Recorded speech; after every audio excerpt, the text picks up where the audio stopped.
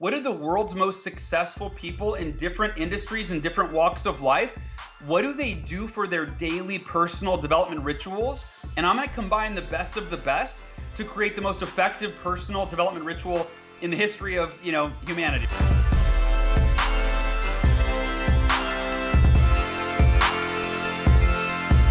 Our guest today is Hal Elrod, and he is the author of 12 best-selling books, including The Miracle Morning, which has created an absolute movement. It's been translated into over 35 languages, sold millions of copies, but it's just created a movement of change. And Hal himself has been somebody who's been a continuous inspiration for so many people. He's a really good friend, an incredible individual. And this conversation, again, really tune in, listen with your whole heart, because I think you can pull some really powerful things away from this. So let's jump into this incredible conversation with the one and only Hal Elrod. Mr. Hal Elrod, so good to see you, my man. Shawn Model, man, it's been too long. Oh, wait, I talked to you like a week ago, but it's good to see you again. Right. We got to make this more of a consistent thing. I'm with you. You're one of my favorite people, man. You're just an incredible inspiration. You've been in this field, like, killing it for such a long time, man. Your story's incredible.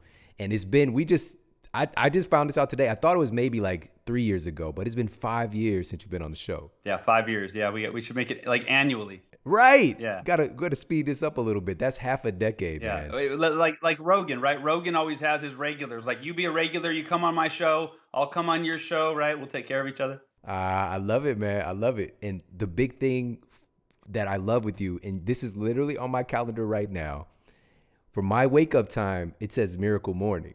Like, let's go, let's get that morning protocol in. The title that you created is implemented and integrated into my life, man. So you were that remarkable. That's cool, man. I'm grateful. And I owe it to my wife. That was her idea for a name after I did this morning routine for 2 months. And I went to her, I go, sweetie, I said, this morning routine is like a miracle. I said, we've doubled our income. I'm training for an ultra marathon. Like, what? I'm not a runner. And I said, and I was depressed a couple months ago. I'm like on top of the world. I go, this morning routine feels like a miracle. And she goes, it's your miracle morning. And Bam. I go, yeah. And gave you the little point. Yeah, she's my muse. I've realized that she's my muse. Like, she has given me so much inspiration and ideas and nuggets, like at these pivotal, and it's always like in the hallway. It's like, in the shower, like, and this idea she just has, and then it ends up, taking off. So it tends to happen like that, man. And being that it's been 5 years, we've got so many new incredible listeners, folks from all over the world listening in right now. So I really want to talk about your superhero origin story. The reason that this term that's come from the house of Elrod to our house and so many people's homes across the world, across America and internationally, the Miracle Morning, this was really born out of a very powerful story. So how did you get into this space in the first place, man? Personal development, you're one of the top speakers in the world. How did all this really start? Yeah, so it started when I was 19 years old. I was a radio DJ. So I had my second gig on the air. I had a radio show when I was 15, again when I was 19. And a buddy of mine he worked for Cutco Cutlery. He sold Cutco kitchen knives. And he used to always, his name was Teddy Watson. And Teddy he would always kind of razz me and go, dude, you should come in for an interview. Like, you'd be great at selling Cutco. And I would always, I'm like, I'm a DJ. I don't have any desire to sell anything. And one day I was with him when he went by the office. I met the manager. Long story short, I decided to give it a try. And I committed 3 days, a weekend, to this 3-day training. And then I decided on the second day of training that I wanted to break the all-time company record. And it was really born from a sense of like being average my whole life. I had never done anything really remarkable. I didn't get good grades. I was always in trouble. Like, I wasn't an athlete. Like, I was a class clown. That was all I had going for me. I was nothing else. And I just decided I want to break the all-time company record. And I went out my first 10 days and I sold more Cutco than anyone had in 50 years, and at least in the Western U.S. I think somebody back east had done more, but I broke the record. And that was when kind of, I think for all of us, what does Tony Robbins has that quote on our moments of our decision that our destiny is shaped. In our moments of decision that our destiny is shaped. And when I decided, I committed, I will do everything in my power to break this record, that's when everything kind of changed. And so I started speaking at Cutco put me on stage at every event that they had. So that's how that was born. And I planned on being in Cutco for life, though. Like, that was the plan. I loved the company. I loved the culture. I loved the people. And a year and a half into my career, I was driving home after I gave a speech at a conference, and my car was hit head on by a drunk driver at 80 miles per hour, and I was found dead at the scene. I actually bled to death that night. My heart stopped beating for about 6 minutes. I was in a coma for 6 days. I flatlined twice more in that coma. And when I came out of the coma, the doctor said I would never walk again, and I have permanent brain damage. And I always joke, my wife and kids will vouch for the brain damage. That's a very real thing. But I told my parents and I told the doctors, I go, look, if I never walk again, I'll be at peace with it. In fact, I told my dad, I said, Dad, I've already decided if I never walk again, I'll be the happiest, most grateful person that you've ever seen in a wheelchair, because I'm in a wheelchair either way, and I will never let my circumstances define my emotional well-being. And Shawn, I want to kind of pause on that for a second, because I think that for all of us right now, the world is in chaos like we've never seen before collectively as a global society. And I think a lot of us I know I am, man, every day is like, I got to remind myself of this, because there's a lot of stress and there's a lot of struggle. There's a lot of uncertainty. It's different for everybody. And for me, I keep reminding myself of that same lesson I learned when I was 20 in the car accident, that I will never let my circumstances define my emotional well-being. I will not let my outer world dictate my inner world. I will choose to be the happiest, the most grateful, the most optimistic, the most at peace I could ever be in the midst of the most difficult times in my life. And I think that we all have that choice. So the doctors thought I was in denial because I was so happy. I was always smiling and joking and laughing, and they thought I was delusional. I was in denial.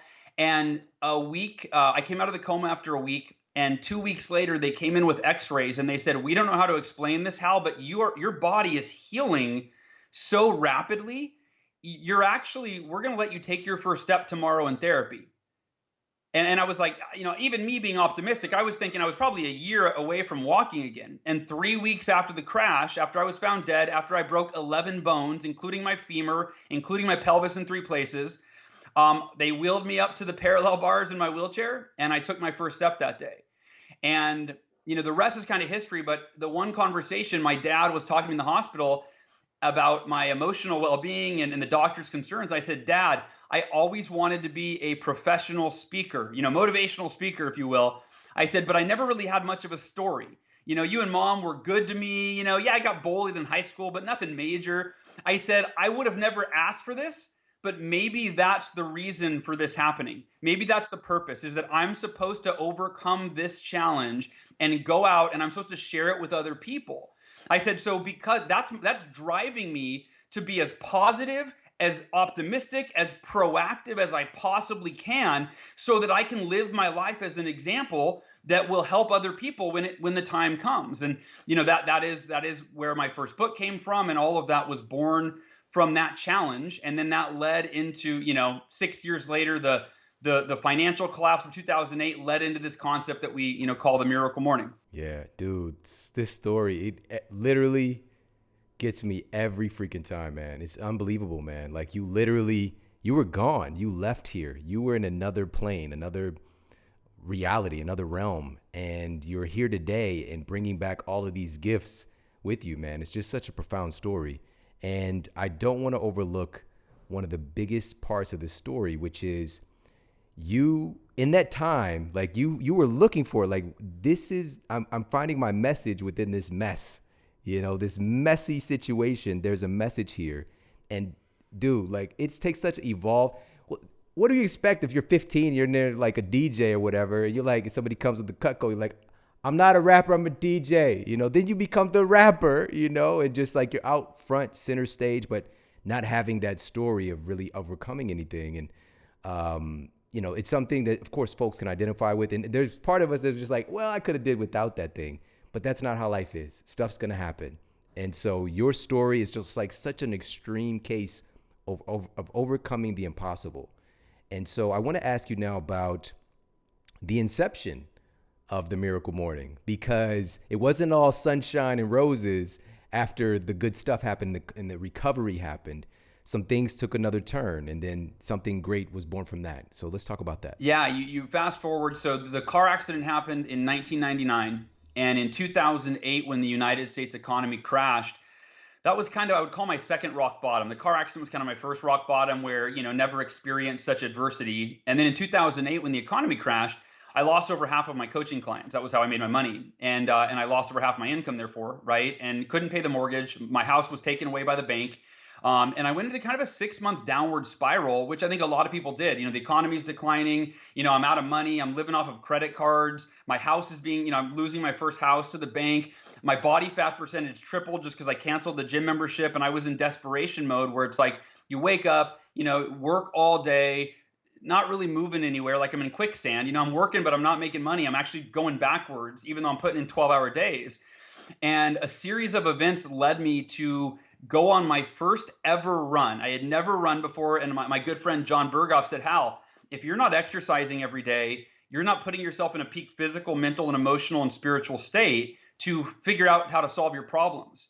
He said, so every morning, go for a run, go for a jog, and listen to something that's relevant to what your biggest challenge is right now. He goes, you need coaching clients? There's probably a book on that, right? Go get an audiobook on that. And he actually recommended that I start with this Jim Rohn audio. And so I grabbed my iPod the next morning, I went on a run, and Jim Rohn said a quote a few minutes into the run that changed my entire life. He said, your level of success will seldom exceed your level of personal development because success is something that you attract by the person that you become. And when I heard that, and I think I had heard it before, but Shawn, it just hit me. And for me, I always quantify things. So I stopped, I rewound it, I played it again. Your level of success will seldom exceed your level of personal development. And what I realized is that on a scale of 1 to 10, and everybody listening, just first think about this for a second. If you're measuring success in your life, in any area, your health, your happiness, your relationships, your finances, on a scale of 1 to 10, what level do we all want? And it's an obvious, it's 10. Like every person, one thing we share in common is we all want level 10 success. But then when I got real with myself and I assessed, what's my level of personal development?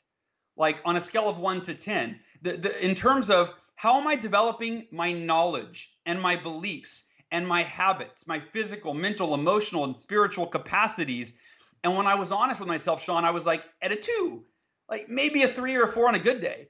And the disconnect for me is we all want level 10 success, but if our daily ritual for personal growth and development is at a 2 or a 3 or even a 5, it's a big disconnect. And so the epiphany for me is I've got to go home and I'm going to go online, I'm going to Google, I'm going to figure out what are the world's most successful people in different industries and different walks of life. What do they do for their daily personal development rituals?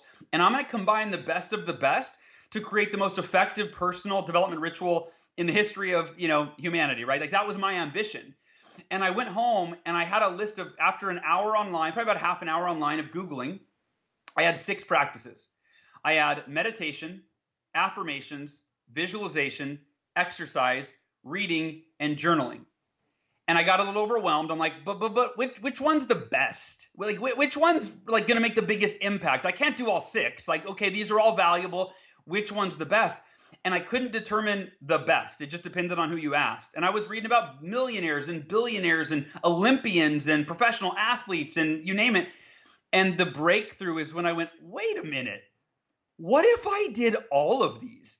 What if I woke up an hour earlier tomorrow and I dedicated 10 minutes to each of the 6 most timeless, proven personal development practices in the history of humanity? I thought that would be the ultimate personal development routine. And theoretically would enable me to become the person that I need to be to create the success that I want in every area of my life. And I woke up the next morning, I fumbled through it all. Like I sucked. I didn't know how to meditate. I had never done affirmations. They felt really goofy. The way I read about it was like, I'm amazing and I'm a champ. Like it was just these goofy phrases. But I still, even sucking at the miracle morning, at this morning routine, I for the first time in 6 months of like depression and fear and anxiety and stress, I started my day in a way where I went, if I do this every day, it's only a matter of time before I become the person that I need to be that can create anything I want for my life and I was thinking it'd be 6 to 12 months. And it was, as I already mentioned, within 2 months, I more than doubled my income. I started training and running a 52-mile ultra marathon, which I had never run outside of high school PE class. And my depression was gone. It didn't take 2 months. The depression was gone in a day, because I think a big cause of depression is when we start to lose hope. And my very first it wasn't called the Miracle Morning, but my very first Miracle Morning, I went, again, if I do this every day, like, it's inevitable. I can't fail. I'm going to keep growing and getting better and better and better and more capable. And it's only a matter of time before I turn things around. And I started teaching it to my coaching clients, and almost all of them started out with, Hal, I'm not a morning person. Like, I don't want to get up earlier. I go, no, trust me. I wasn't a morning person either. Like, you can do this. And I gave them some tips and tricks that are, I talk about in the book, to beat the snooze button. And 13 out of 14 coaching clients came back 2 weeks later to their call and said, not only am I'm a morning person, Hal, but I'm having the best results in my career. I just read a self-help book. I'm exercising. Like, they were on fire. And that's when I decided I have a responsibility to share this with the world. I guess I got to figure out how to write a book about it. And it took 3 years. I self-published it. That was 12/12/12 was the publish date. And since then, it's sold over 2 million copies. It's translated in 37 languages. And almost all of it, or the majority of it, is word of mouth. It's because the Miracle Morning changes people's lives in a really quick, meaningful, and lasting way.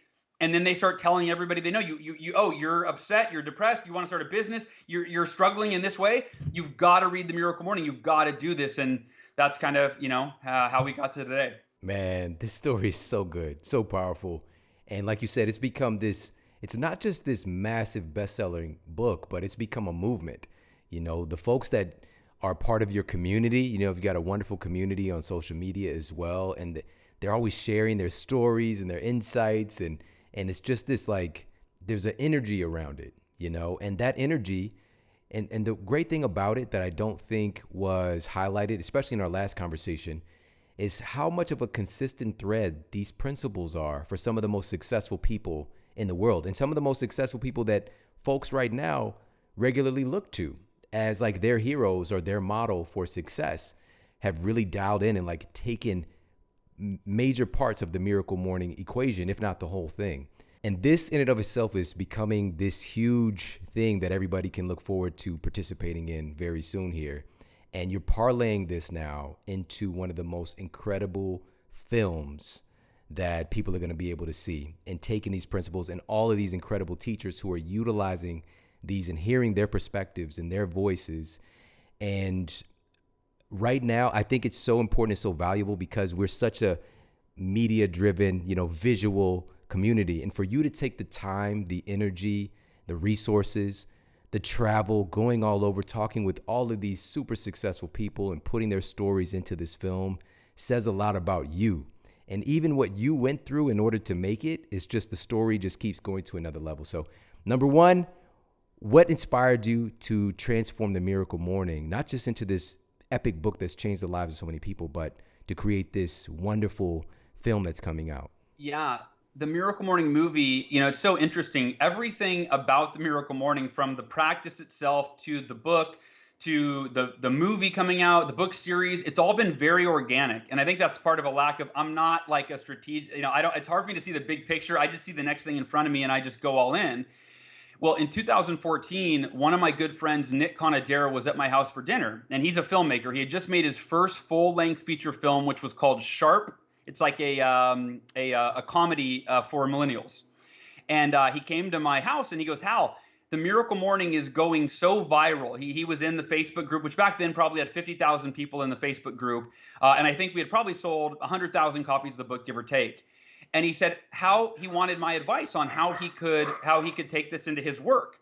And I said, you've got to create a documentary. I said, look, comedies are great, but the reason the Miracle Morning goes viral is because it changes people's behavior, that changes their life, so they tell their friends. I go, if you see a comedy, you might remember it for a few days and talk about it, but if you're not doing something every day as a result, you're not going to talk about it. And so we started talking about different things he could do a documentary on. And after like 30 minutes of me making all these recommendations and asking all these questions, he goes, wait a minute, why don't we make the documentary on the Miracle Morning? And I go, Yeah. Well, I didn't even think of that. That's a great idea. I said, but not now. I'm busy. I'm focused on the book. Like, call me next year, circle back. And once Nick gets an idea in his head, he's persistent, man. And he kept texting me and pinging me every day. When we starting on the movie? When we on the movie? And I kept pushing him off. And he called me one day and he figured out how to get through to me. And he said, Hal, what's your mission in life with this Miracle Morning movement? I said, it's to elevate the consciousness of humanity one morning and one person at a time. Why? What are you getting at? He said, what percentage of humanity reads self-help books? And I was like, I got where he was going. I go, yeah, like 1 or 2, maybe, you know? And he said, what percentage watches film? And I went, the other 98%. And his point was, Hal, if you want to elevate the consciousness of humanity, if you want to reach literally over 1 billion people, which is the goal, right? That's the focus. He said, you've got to have more than one medium. Especially, you can't have a medium that's only consumed by 1% of our society. You got to go to film. And so we set out on this mission to create a documentary that not just replicated the Miracle Morning book, like that was part of it. I wanted to teach the savers, teach the ritual, the routine. But we wanted to go beyond the book and interview some of the world's most successful entrepreneurs and leaders and visionaries and show their morning rituals and how they start their day so that people could get a glimpse at that. And we wanted to show stories of members of the Miracle Morning community who, you know, ordinary individuals, if you will, that have created these extraordinary results. Like we have a gal in the movie, she's from Kenya. We went out to Kenya to film her, right? We went to Kenya, went to France, went to Canada, Brazil, like all over the place. But she had lost eyesight in both of her eyes. And then her husband left her with 2 kids. So she's a single mom, she's blind, and she got deeply depressed. She got an eye transplant from the US, she got her sight back, but she was depressed and she Googled how to get out of depression and she found the Miracle Morning. So we have her story on how she went from being blind and depressed to being her dream of being an author and a motivational speaker out in Kenya. You know, teaching the Miracle Morning, paying it forward and teaching it at schools all around Kenya. We have another guy, Mike Eaton, in the community. He was obese his entire life. He read the Miracle Morning, put it to practice, and in the first 8 months of doing his Miracle Morning, he lost 90 pounds and kept it off. You know, and then we have story after story after story like that. And then halfway through filming the movie, 2 years into it, we were almost done. We had a few. We were going to film you, actually. That's another story. But and then I couldn't breathe. I woke up in the middle of the night, unable to breathe, and I was rushed to the hospital. Over the next week and a half, I had my lung drained 4 times, draining 11 liters of fluid. My heart started to fail. My kidneys were failing. My lung kept collapsing, and they couldn't figure out what was wrong with me. And it turned out I had acute lymphoblastic leukemia, which is a rare aggressive form of cancer that has a 20 to 30% survival rate. And as a dad, being told there's a 70 to 80% chance you're going to die in the next few weeks is what they were telling me, was terrifying. And I didn't want to do chemo because I'm not a big fan of poisoning the body. I want to build it up. But I reached out to some of the best holistic doctors in the world, and they said chemotherapy is your best bet. This is not a cancer that you have time to experiment with. You have a matter of days, maybe weeks to live if you don't start chemotherapy. And so I started 650 hours of chemotherapy over an 8-month period. It's one of the most intensive chemo regimens in existence, which is why the survival rate is so dismal, because you're taking so much chemo. And I called Nick and I said, Nick, the day I was diagnosed, or a few days later, I said, hey, you'll never believe this. I have cancer. It's not looking very good. I've got to focus all my energy on surviving for my family. The movie's on hold. And he called me back the next day and he said, Hal, number 1, I have no doubt in my mind that you're going to beat this cancer. Number 2, I want to come film your journey and capture this as part of the documentary. And I was really taken back by that. Or not taken back, but I was just like, I can't even, that's not my focus. I don't care about the movie. I don't care if the movie never happens. Like, I got to survive. Thank God, once again, Nick persisted, because he filmed the cancer journey. He filmed me, 25, skinny, I was 6 feet tall, 125 pounds on chemo, not a hair on my body, eye infections, in ER, 104. He filmed me at my most vulnerable near-death points. And the last third of the first hour of the Miracle Morning documentary is what we initially set out to. It fulfills on the promise, and it could end there. But the last 30 minutes is an unbelievably intimate journey where you are by my side watching me like fight for my life, and maintain the same lesson, the same principles that I live by. There's this scene where I'm in tears, I'm in pain, I'm in so much pain, and I'm like, I can barely talk, I'm sniffling, I'm crying, and I'm saying, this doesn't change that I'm grateful for this pain because it's making me a better version of myself. This doesn't change that I'm grateful for everything about this cancer experience because I truly believe it's going to enable me to elevate the impact that I make in the world. And little did I know that the film is what that next level of the impact is going to be. So I just need to pause for a minute, man. That's so powerful, Hal. And I have a little bit of a small connection in this because, again, we were trying to figure out getting me into the documentary, into the film, and then this happened. And wow, man, it's such a powerful, important film. And like you just mentioned, it's fulfilling on the promise to get tapped into that information, to tapped into that inspiration that we could all definitely use right now. It's no accident. Also, it's coming out right now. And you yet again demonstrating how somebody can come back from impossible odds. And we talked about this personally, that, you went the course that was necessary, and all types of medical interventions have value, but you also did what you could to stack conditions in your favor with taking better care of yourself, like a whole different level of that, so that you can beat these impossible odds, because the regiment that you were on, most people don't even make it through.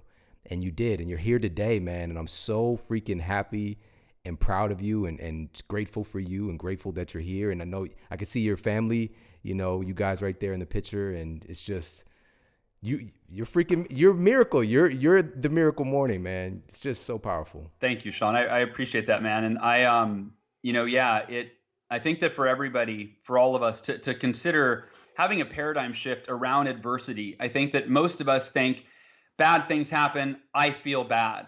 Good things happen, I feel good, right? And I think that, for us to have that paradigm shift around adversity, where we realize that every adversity that we face, every challenge we face is really an opportunity. And it's an opportunity for us to learn and grow and become better than we've ever been before. And the greater the adversity, the greater the opportunity. And when I had the car accident at 20, right, that's when I really, that was 21 years ago. That's when that paradigm shift happened. And I went, hey, every challenge is an opportunity to grow. And in that, we can actually be grateful for the challenge while it's happening.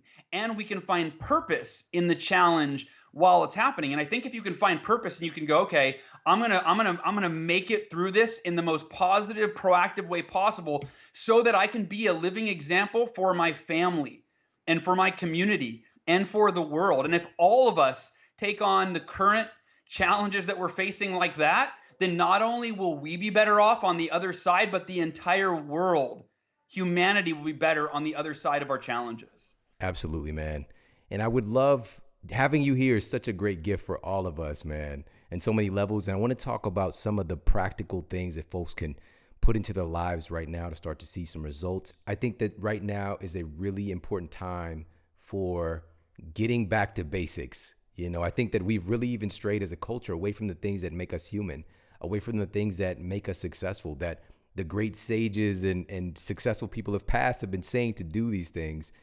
But also it's presenting this opportunity to put some of these things into play. And one of the biggest things is, I think, for many of us, is that our schedules and our consistency, even if we had a routine, has been just kind of thrown into the fire.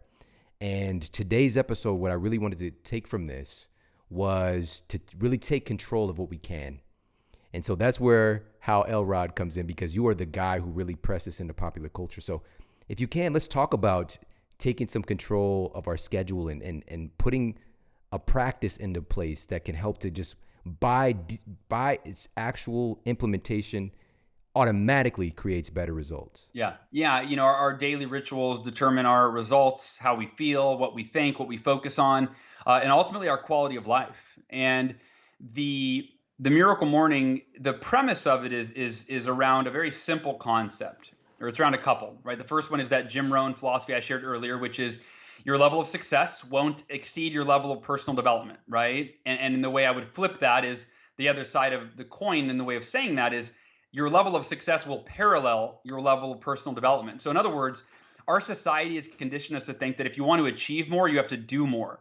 And while that is a strategy, what I found is that the more true, more effective, more lasting strategy is that the real secret to achieving more isn't doing more, it's becoming more, right? Doing more will give you short-term benefits, short-term results. Becoming more will give you long-term lasting results, and you can often achieve more by doing even less. As you become more effective through your personal development, more efficient through your personal development, you can achieve more by doing even less.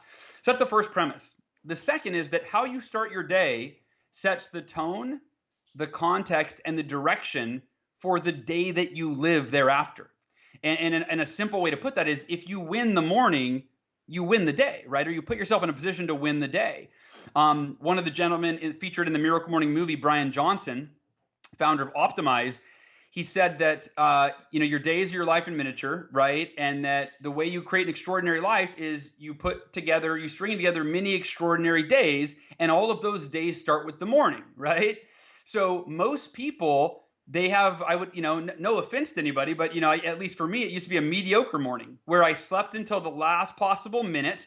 I usually hit the snooze button a few times, right? Which, if you think about that, that doesn't even make sense. You're saying, like, I want an extraordinary life, but I'd rather lay here unconscious for 9 more minutes, right? And do that a few times. And then you wake up and it's literally, you're resisting life itself. You're going, oh, I got to get out of bed. I don't want to get out of bed. Versus waking up not when you have to, but waking up because you want to, right? It doesn't have to be an hour. It could be 30 minutes. Most people do an hour-long Miracle Morning. About 82%. Like 15% or so do a 30-minute Miracle Morning, and the last few percent do less than that, like 15 minutes. But either way, it's completely scalable. There's a chapter in the book called the 6-Minute Miracle Morning. So you can really do whatever you want. So that's the premise, is how you start your day sets the tone, the context, the direction for how you live your day. And if you have a goal-oriented, growth-oriented, focused, purpose-driven morning, right, you become the best version of yourself, and then you bring the best version of yourself into everything that you touch throughout the day. The one thing to consider is right now, and this is true in life, but especially now, whenever we're stressed out, we tend to go to bed thinking stressful thoughts, and then consider that your first thought in the morning is almost always the same as the last thought you had before bed. So if you went to bed thinking stressful thoughts, not only do you marinate on those throughout the night while you're sleeping, your subconscious goes to work on those stressful thoughts and continues to soak them into your nervous system. But when you wake up in the first thing in the morning, your first thought is usually, oh, right, whatever you were thinking before bed. And flip that over. Think about, like, for me, Shawn, like, what's the most exciting time for you throughout your lifetime? When is the most exciting time for you to wake up in the morning? Like vacation or Christmas, or like, what is it for you? For me now, it's daily, but back in the day, it was definitely Christmas Day. That's that vibe. I love that, because I think for most of us, right, especially when you're a kid, if you celebrated Christmas, you couldn't wait to wake up. And so you think about it, the last thing you were thinking about before you went to bed is, it's Christmas. Oh my gosh, I can't wait. And you probably didn't even sleep that well because you were so freaking excited. You're tossing and turning, you couldn't fall asleep. But as soon as your eyes shot open in the morning, you were like, it's Christmas, and you were excited and you were energized, and it didn't matter how many hours of sleep you got or the quality of the sleep. You were intentional before bed about what you were thinking about. You created your experience in the morning before you fell asleep, and then you manifested it. You lived it first thing in the morning, and you're on fire, you're energized, you're excited, you're happy, etc. And one of the things I've realized with the Miracle Morning is that you can, like you said, every day, you can recreate that experience intentionally every single day. So I wanted to start there. That's the big picture context of why the heck would you want to do a Miracle Morning, right? You want to start your day. You want to devote time to becoming the person that you need to be to create everything you want for your life. That's how you start the Miracle Morning. And then if you want, we can dive into what are those 6 practices and how do you execute each with simplicity, but also effectiveness. Absolutely. We can't have you here and not go through the 6 pieces, man. So let's do it. So here we go. So once again, I gotta give credit to my muse, my wife Ursula, because these 6 practices had no rhyme or reason. There was no way to connect them. And I was writing the book one day, and I felt that. I thought, man, all these authors, they're smart. They create some sort of memorable system or structure. Like Robert Kiyosaki has the cash flow quadrant, right? And once you've read the book and seen the quadrant, you never forget it, right? Stephen Covey had the 7 habits of highly effective people. So there's all these different systems. And one day I was writing the book. I had no way to connect these 6 practices. I went to my wife and I said, sweetheart, she could tell I was stressed out. She goes, what's wrong? And I explained to her the dilemma I was facing. And she goes, why don't you get a thesaurus, consult a thesaurus, and see if you can swap some of the names of these practices and combine them into an acronym that people remember. And I kissed her on the face and I went to the computer and I started figuring this out. Meditation became silence and journaling became scribing. And the affirmation begins with an S and ends with an S. It savors. SAVERS. Silence, affirmations, visualization, exercise, reading, and scribing. And I'll tell you, Shawn, that I love the acronym because it literally, these 6 practices saved my life, right? And I don't mean they saved me from suicide. I wasn't that dark of a place at that point. But they saved me from missing out on the life that I knew I was meant to live and that I deserved to live, because these enabled me to become the person that I needed to be to create that life. So let's dive into these. The first S is for silence.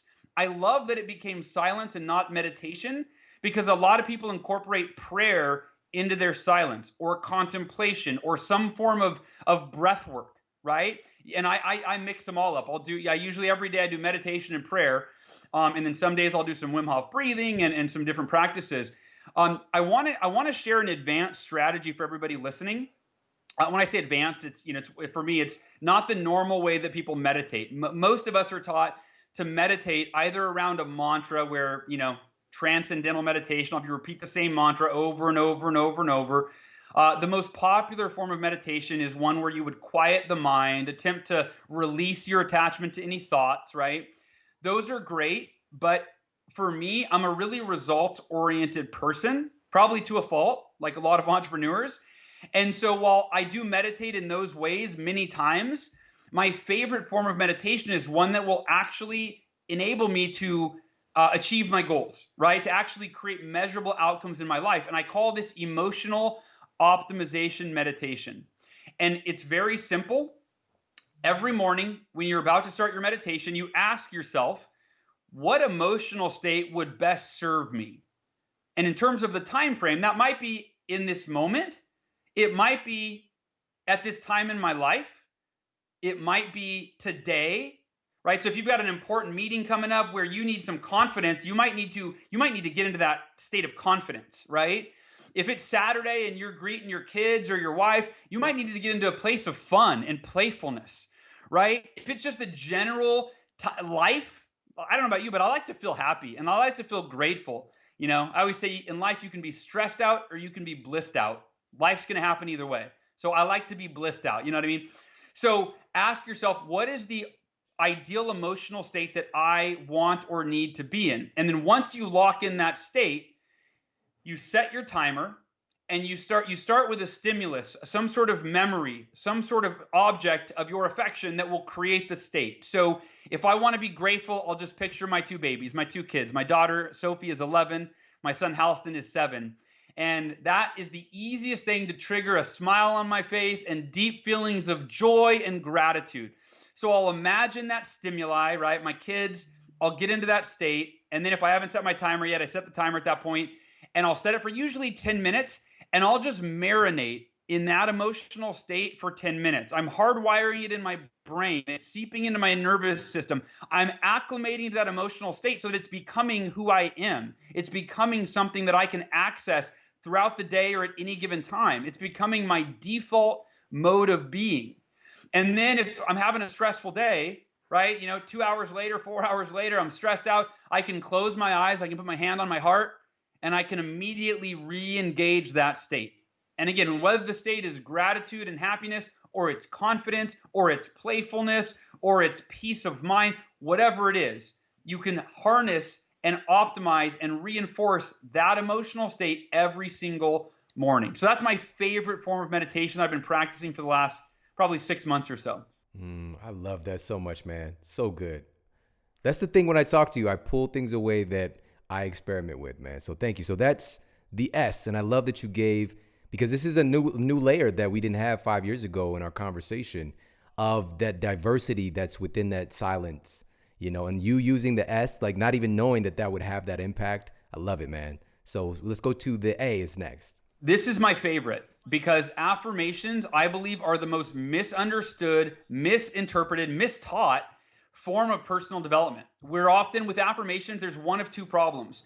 We're usually taught either to lie to ourselves, right? Just tell yourself something that you want to be true that isn't true. But if you want to be wealthy, just affirm it. I am wealthy. I am wealthy. I'm a millionaire, right? But if you're not, then the truth will always prevail, and you're fighting with truth, right? That's never going to be the optimum strategy.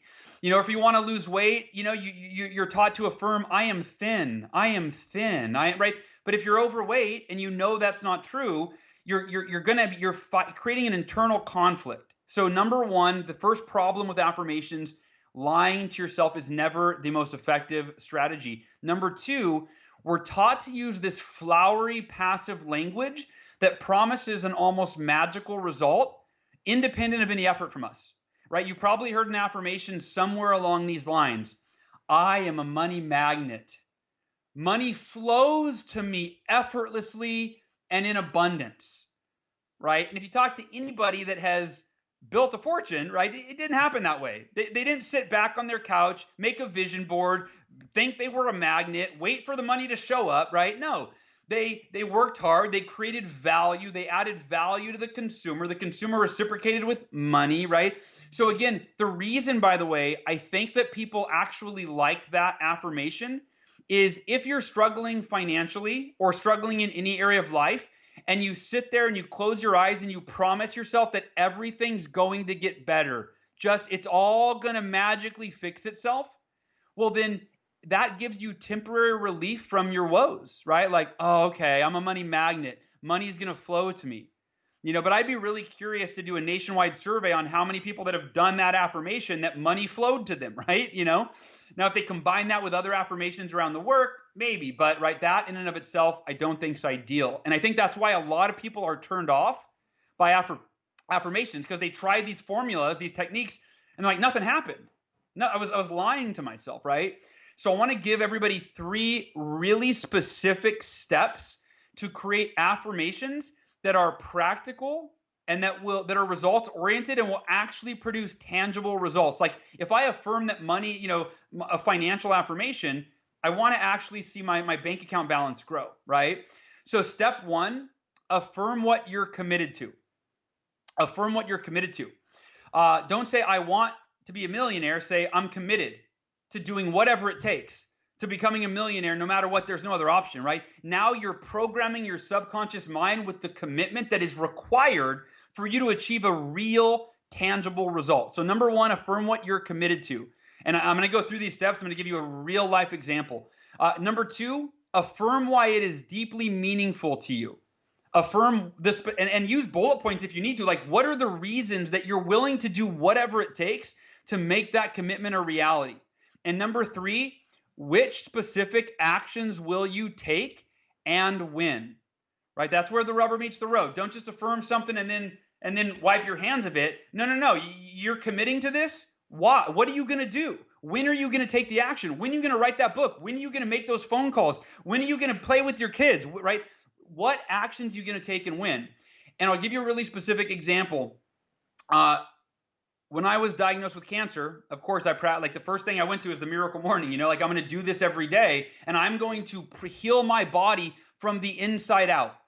I'm doing chemo, but I'm going to do, number 1, every holistic practice known to man, right? Like I did coffee enemas and ozone sauna and acupuncture and lymphatic massage. And I took 70 supplements a day and I did juicing and I mean, you name it, I did everything.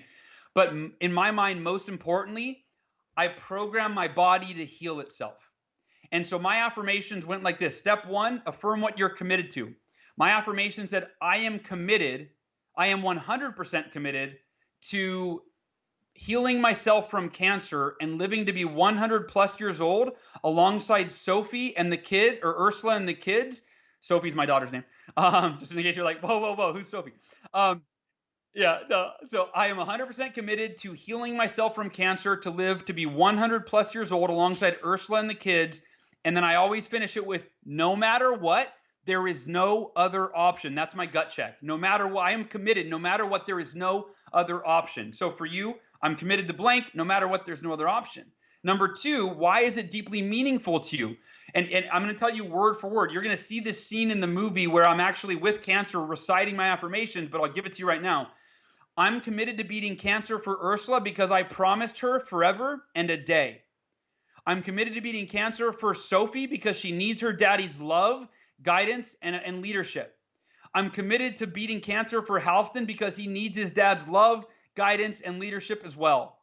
I'm committed to beating cancer for my dad because he gave up everything to save my life. I'm committed to beating cancer for my mom because she doesn't deserve to lose another child. I'm committed to beating cancer for myself because I deserve to live a long, happy, and healthy life. And I am committed to beating cancer for the millions of people who are themselves battling cancer or some other disease and are not blessed with the resources and the knowledge that I have, and they desperately need my love, my leadership, and my support.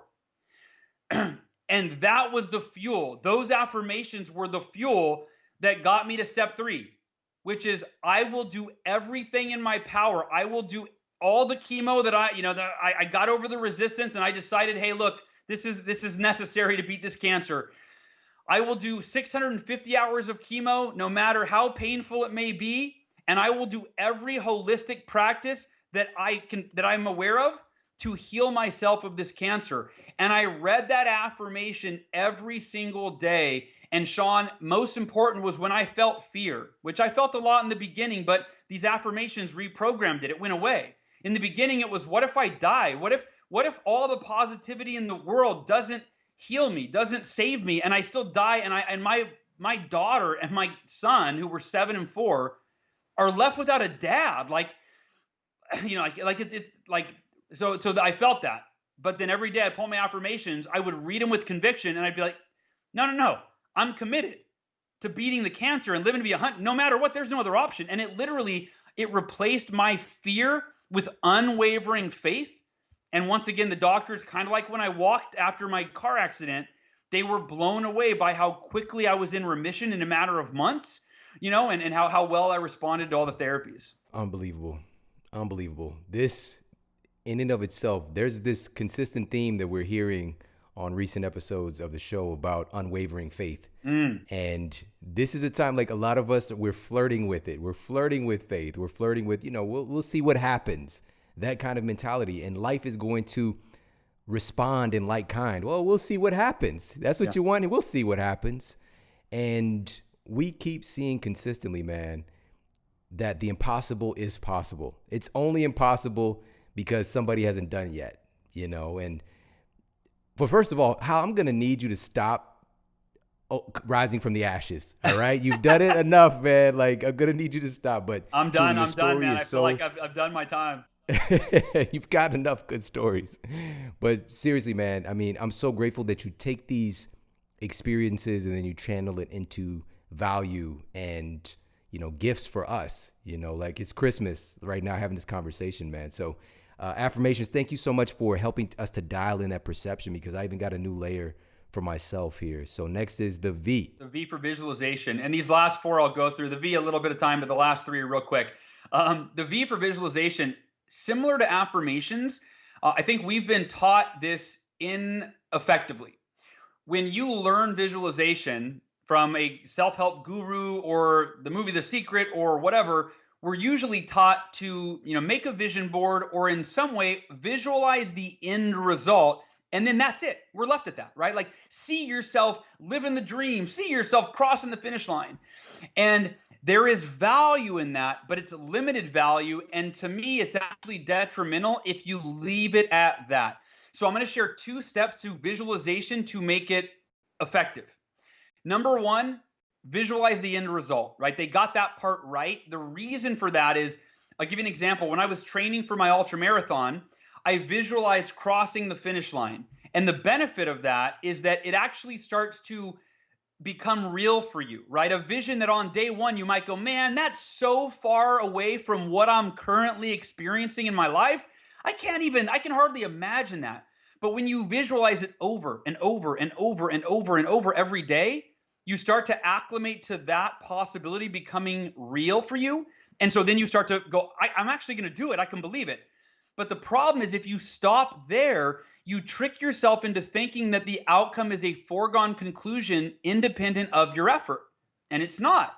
Because your brain starts to go, yeah, I believe it's going to happen. And you start to lose that healthy, drive or even fear of like, well, if I don't do the thing today, that's not going to happen a year from now, right? So the second part of the visualization process is, in my opinion, the most important. You got to visualize yourself engaged in the necessary activity in an optimum emotional state. Visualize yourself engaged in the necessary activity in an optimal emotional state. And really for the day, like today. So I'll give you an example. I hated running. I had never run in my life outside of the forced running, the mile every year in PE class. I hated running. And so I would visualize every morning. Here's what I would do. I'd close my eyes during my miracle morning, and I'd see the alarm going off on my phone. And the alarm would go off my phone at 7 a.m., and I would visualize myself going into my bedroom closet, getting on my running clothes, heading out the front door, opening the front door, and I would see myself through my own eyes looking at the pavement. And then I would see myself smiling, and I would start saying things in my head while I was visualizing, this is going to be a great run. You're going to crush it. You're growing stronger with every step that you take. I would fire myself up during the visualization process. I would create this optimum emotional state to go running. And then guess what happened, Shawn? When the alarm went off at 7 a.m., that rehearsal that I had done during visualization, it was game time. And without even thinking, there was no resistance to running because I had rehearsed it in an optimum emotional state. So I got up, I went in my closet, put on my running clothes, headed out the front door, opened the front door. First thing I did was smile in real time. And I thought things like, I'm going to crush this run. Your mind, sidewalk, like one step out, and then I went on the run. And the point is that when you use visualization in this way, you're visualizing yourself doing the activities that you need to do to create the results you want, and you're mentally and emotionally rehearsing it so that when it's game time, it's easy. You've already been there in your mind, body, and spirit, and it's easy to go there in reality. That's so powerful. That emotional dynamic, man. Thank you. Thank you for adding that layer. All right, so we've got so it's savers. Yeah. All right, let's do it. These ones are pretty easy, so we don't need to get too advanced. Exercise, the only thing I want to do is sell you on doing it in the morning, at least a little bit. Because a lot of people might go, well, I already exercise in the afternoon. I go to the gym in the evening, whatever. That's great. But as Robin Sharma said in the Miracle Morning documentary that's coming out in a couple weeks, or less than a week. No, when this comes out, it's less than a week. Oh, so everybody, I'm going to mention, go to miraclemorningmovie.com. You don't want to miss it. We're doing a live world premiere. In the movie, Robin Sharma said that the benefits of exercise last as long as 13 hours after the initial exercise. So the point is, when you exercise, you release endorphins that make you feel better. You feel happier, right? You get blood and oxygen to your brain that give you more clarity. Your lymph system wakes up. You have more sustained energy. You don't want to miss out on those benefits throughout the day. So make sure you're at least doing 5 or 10 minutes of exercise first thing in the morning, right? Some jumping jacks. For me, I go for a bike ride every morning. I get fresh air, I get oxygen, my legs are pumping, I get sunshine, right? It's one of my favorite parts of the Miracle Morning. So do some form of exercise that wakes you up in the morning. In terms of, by the way, one of my favorite apps is the 7-minute workout. Check that out on your phone. You can get it free. It's a killer workout, 7 minutes, full body workout. The R in Savers is for reading. And again, not rocket science here, but a couple tips I'll give you. Number 1, think about quantifying. If you read only 10 pages per day, that is 3,650 pages a year. That's the equivalent of 18 200-page books. If you're reading books on finances and relationships and happiness and motivation and productivity, you're going to be a different person. You're going to be in the top 1% of our society. The people that read every day, right? Cut that in half, that's still 9 books a year, right? 5 pages a day. The only tip I'll give you is this. Whatever you say is the most important thing in your life, make sure that your reading starts with that. I have a goal. I have a rule. I'm not allowed to read a business book or a marketing book until I've read at least 5 pages out of a parenting or a marriage book. That's to remind me every morning that, oh yeah, my family's number one. It's one thing to say it, it's another to live it. Like, are you living in alignment with your highest priority? And so for me, it's family. So I'm not allowed, I got to earn the right to get to that, crack open that business book that I'm loving by reading a book that's going to help me be a better husband that day or a better dad that day. And then last but not least is the final S in Savers is for scribing, which is a fancy word for writing. And for me, for years, I've used the 5-minute journal, which is really simple. Write down 3 things you're grateful for in the morning, and then look at your to-do list and write down the 3 highest priorities for you. What, I don't know about you, but I've got, 10, 15, 20 things on my to-do list every day. I look at it and I go, okay, I'm tempted to do the easy things on this list first, right? That's really tempting. Like, just check it off. I get to feel productive. But I look at it and go, what are the needle movers? What's the number one thing on this list that will make the biggest impact in the most important area of my life? And then number 2, and then number 3. So that's how I journal. And I'll wrap this up by saying those 6 practices, the Savers, again, they're scalable. You can do 10 minutes each, 5 minutes each. You can do 20 minutes of meditation, 5 minutes of journal. You can customize it to fit your lifestyle and fit your preferences. Robert Kiyosaki, the author of Rich Dad, Poor Dad, he's one of the biggest advocates for the Miracle Morning. He's read the book at least 3 times. Him and his wife do it every day. They've done it for like 5 years. And when he had me on Rich Dad Radio, he summed this up better than I ever have.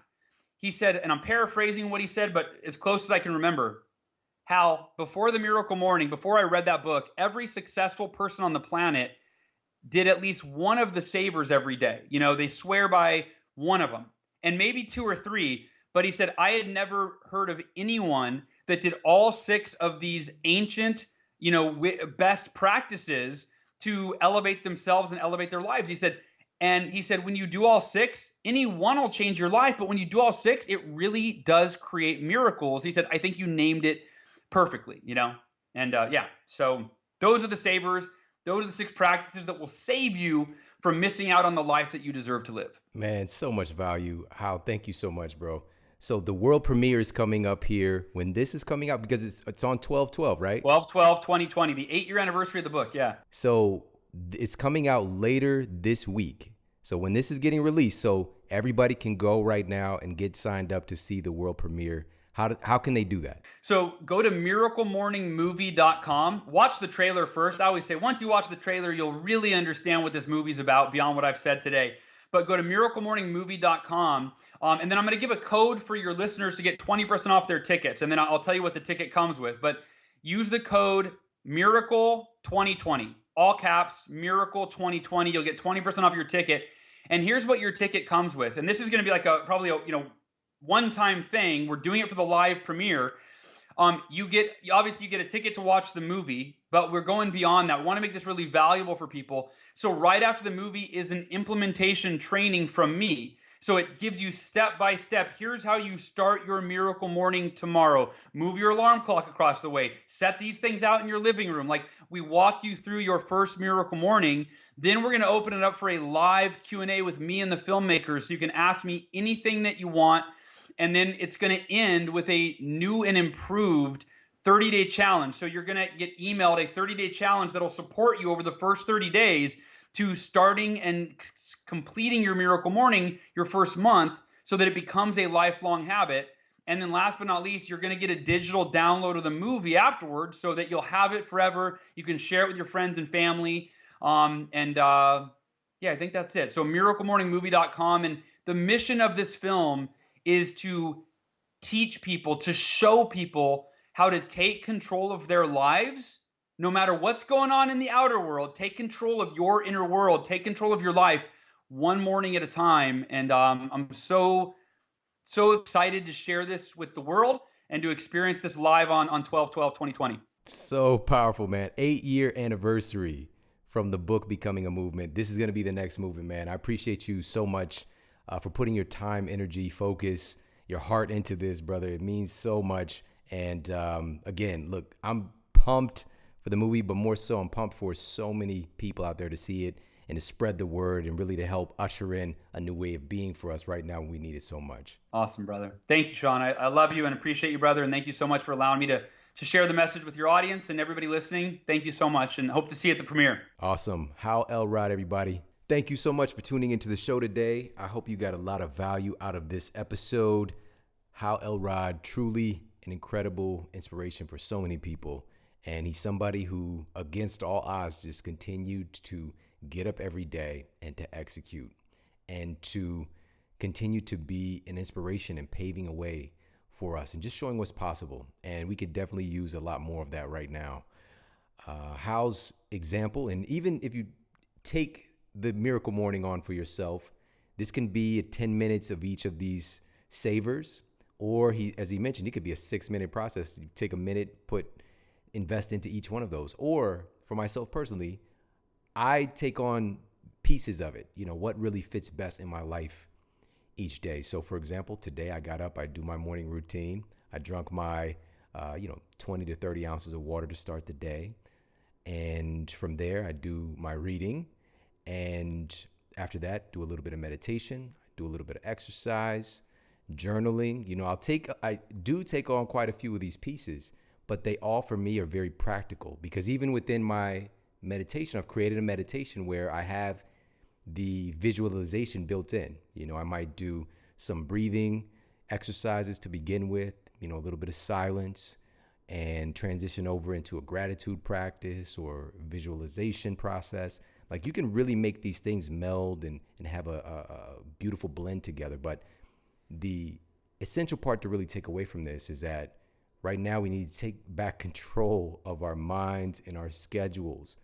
And when he mentioned, folks, basically kind of waking up like it's an accident. You're waking up in your day just like you're an accident. Everything is just so, you're not even trying to get into it. It's just like it's an inconvenience. This day is an inconvenience. And I remember living like that. So when he mentioned having this feeling of like, hitting the snooze button, I remember I didn't even think about it until he just said that example. That's how my life was for a great portion of my life. It's just like each day I got to get up, I got to go to school.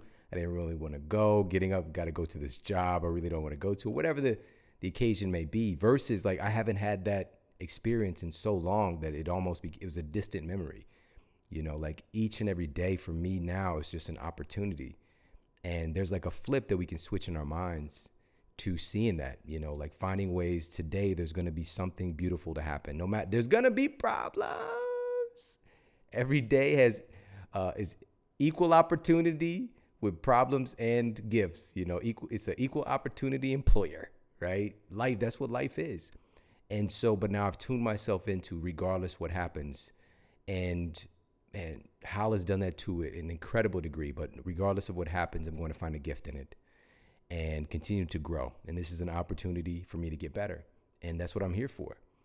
So let's stop waking up like we're an accident. Stop waking up like life is an accident and take some more dominion over it, because this is our opportunity, and it just doesn't mean that we can't lay back, sleep in, reward, chill, even feel the negativity and the angst and the depression and all the different emotions that we talked about recently with Dr. Susan David. All of our emotions have value. However, we need to transmutate. As Hal mentioned, the messages might sound in conflict because he's such a positive, he thrives and sees himself as somebody who's really a positive person and driving for positivity. But he mentioned the affirmation part of not lying to oneself and seeing the negative emotions, but let's transmute that. Let's learn the lesson and what it can teach us and put that into something great. Right. So again, this is not about being perfect. This is not a time to be concerned about perfection. It's just about progress. And you can make progress every day just by taking on a little bit of these principles each morning and creating some routine. Right now, it's a time to take back control of our schedules, create something better, so that we start our day in a powerful position. All right. So again, very grateful for you hanging out with me today. Make sure to check out the world premiere of the Miracle Morning movie. Go to miraclemorningmovie.com. Use the exclusive code that he shared as well, to get the discount off the ticket. And then, of course, you get to keep the film, which you can share with the people you care about. I love that he mentioned that. Hal is such an incredible human being. He put everything he could into this film. And, we have stories, him and I, personal stories of like, I was going to be in the film. And so many of people that I know, some of the great success teachers of today are in this film. And it's such an honor to even be a part of it. But when we were trying to figure it out, this earth-shattering event happened in his life. And he literally went through hell and back to make this for us. So please definitely check it out. Go to miraclemorningmovie.com and be a part of the movement, and just to give back and to share for what Hal has shared with us today, if that. And also, just an investment for ourselves in our own health and our well-being and our personal development and our growth, because that's what it's really about. It's a tool for that. I appreciate you guys so much for tuning in today. We've got some epic shows coming your way. Oh my goodness, we're not stopping anytime soon. Much, much more to come. So please share this out with the people you care about on social. You can send this direct from the podcast app. We can use some inspiration right now. And again, much, much more to come. So make sure to stay tuned. Take care. Have an amazing day. And I'll talk with you soon.